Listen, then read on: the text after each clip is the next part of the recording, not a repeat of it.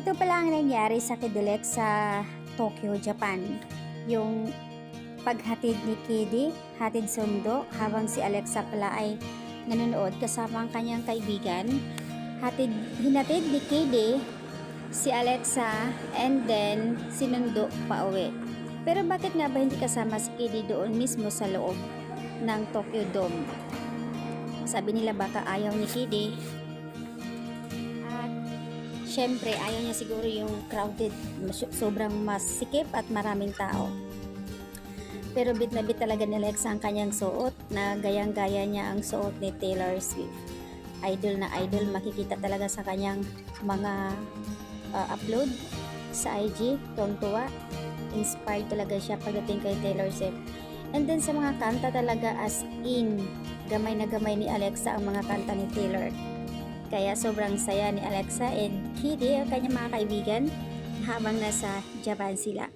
Makikita sa clip video na kung saan sobrang sa labas pa lang, papasok pa lang sila, sobrang napakadaming tao. At may isang mga netizens, ibang fan na nagpapapicture kay Alexa. Siguro na-notice ng iba, yung mga nasa ibang bansa na talaga nandoon, baka nakilala si Alexa, kaya nagpa-picture sila.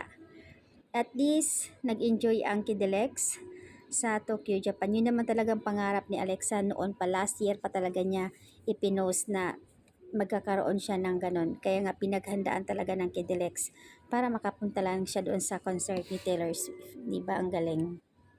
Samantala, wala pa silang update ang Kidelex kung ano ang project nila. At hanggang ngayon, tuloy pa rin ang pag-IG story ni Alexa about Taylor Swift, and then Kidi Estrada naman sa kanyang IG story sa kanyang mga business.